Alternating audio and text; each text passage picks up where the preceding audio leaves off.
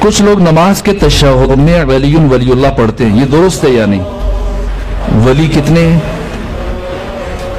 کس نے کہا 3 ہیں؟ اب تک تو یہی کیا بیان کیا؟ 14 ولی۔ پہلی بات ساتھ دیجئے تاکہ نتیجہ لے سکیں۔ جہاں جس کو کوئی مسئلہ ہو وہ فوراً سے پوچھے تاکہ مسئلہ حل ہو جانا چاہیے۔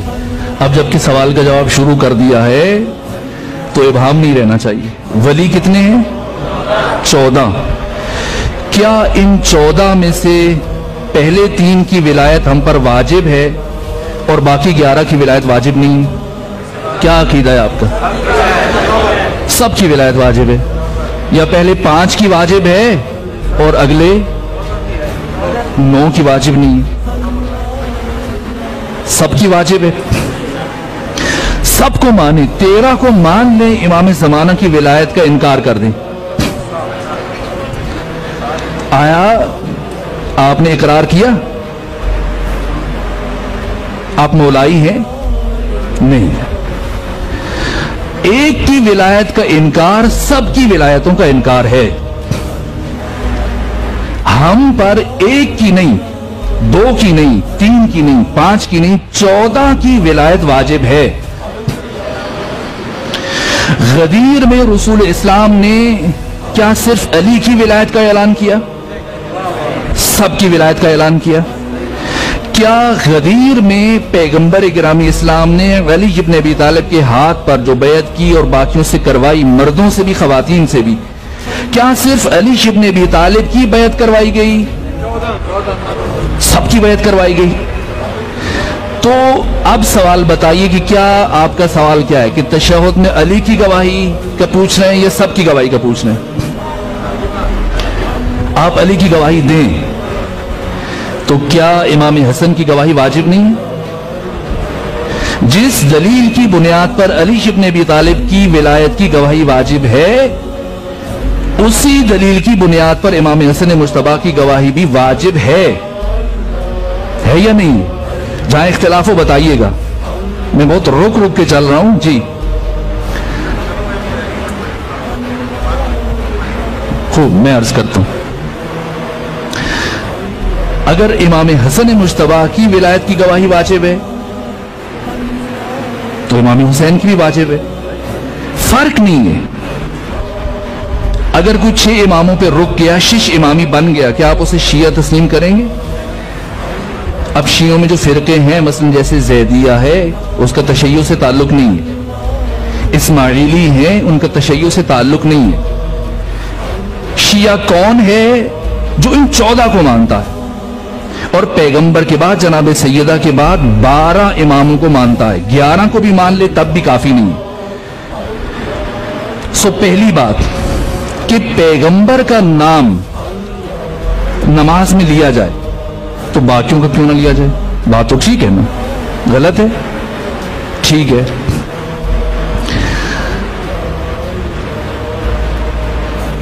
علی سے لے کر امام زمانہ تک، بس پیغمبر کا نام لینا کافی نہیں۔ تو اگر علی کا نام لیں تو باقیوں کا کیوں نہ لیں؟ لینا چاہیے نہیں لینا چاہیے؟ کیا آپ علی کا نام لینے کے بعد مطمئن ہوں گے کہ بس کافی ہے؟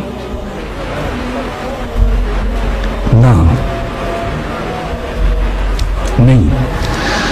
یہ سوال پیدا کیوں ہوا اور سوال پیدا ہوتے کیوں ہیں اس طرح کے؟ یہ بات میں نے اشارے میں کل یا پرسوں آپ سے کہہ دی تھی۔ غلط فہمیاں کب آپ کے درمیان پیدا ہوں گی؟ جب آپ اپنی اساس سے بے خبر ہوں گے، اور جیسے ہی جہالت آئے گی دشمن اس جہالت سے فائدہ اٹھا لے گا، اور آپ اپنی مسجد کے اندر، امام بارگاہ کے اندر ولایت و رمز وحدت ہے، اسی ولایت کے نام پر آپ ایک دوسرے الجھ جائیں گے۔ اب میں سادہ ترین بات پوچھتا ہوں، میں آپ کو نہیں الجھاتا چونکہ میں نے آگے جانا ہے، اور میں سمجھتا ہوں کہ یہ ایک بات بھی صاحبان معرفت کے لیے کافی ہو جائے گی۔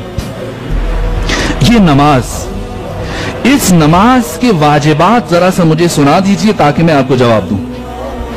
کتنے واجبات ہیں نماز؟ 11۔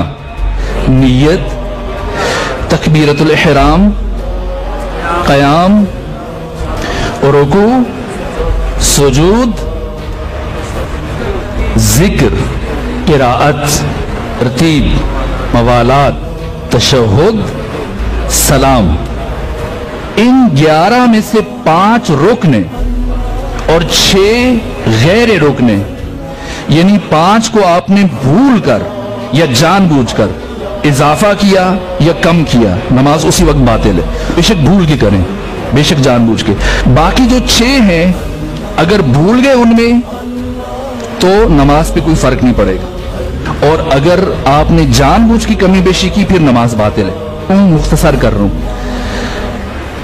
آپ نماز میں جو ذکر پڑھتے ہیں ان میں سے ایک ہے درود، جسے آپ صلوات کہتے ہیں۔ بتائیے کب کب اور کہاں کہاں پڑھتے ہیں؟ ایک ہی ذکر کو آپ نے رکوع میں بھی پڑھا، سجدوں میں بھی پڑھا، قنوت میں بھی پڑھا، تشہد میں بھی پڑھا، ٹھیک ہے؟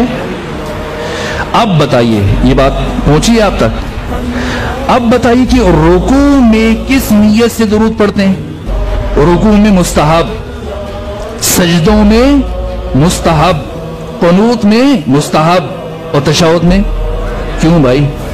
نعوذ باللہ، کیا اللہ مزاج کا تابع ہے جیسے ہم موڈی لوگ ہوتے ہیں، ادھر یہ کر دیا ادھر وہ کر دیا؟ آئیے سوچیں کہ ہر مقام پر اللہ نے درود کو مستحب قرار دیا، کیا وجہ ہے کہ سجدے میں، تشہد میں اسی درود کو اللہ نے واجب قرار دے دیا۔ وہ ساری چیزیں نماز کے وسط میں، دوران میں، رکوع بھی، قنوت بھی، سجدے بھی۔ اب ہے نماز کا اختتام، وہاں اختیار ہے، پڑھو مرضی، نہ پڑھو مرضی، لیکن اب جب کہ نماز ختم ہو رہی ہے، اہم ترین عبادت فروعات دین میں سب سے پہلے، تو اب نماز کے آخری مرحلے میں اللہ نے درود کو واجب قرار دیا۔ کیوں؟ یہ درود کیا ہے؟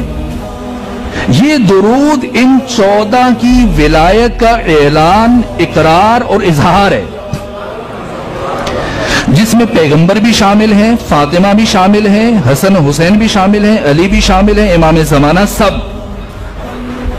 پیغمبر کا ذکر الگ سے کیوں ہو رہا ہے؟ تاکہ ختم نبوت کا اعلان ہو جائے، عبدہ و رسولہ، بس۔ اگر ختم نبوت کا اعلان مقصود نہ ہوتا تو ہرگز تشہد میں عبدہ و رسولہ کا کلمہ نہ ہوتا، اللہم صلی علی محمد و آل محمد کافی ہوتا۔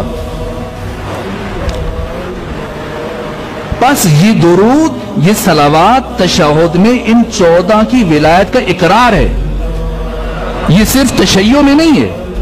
یہاں تک کہ امام شافعی جو جمہور کے امام ہیں، کہا کہ اے اہل بیت محمد، آپ کے شرف اور مقام کے لیے اتنا کافی ہے کہ من لم یصلی علیکم لا صلاۃ لہ،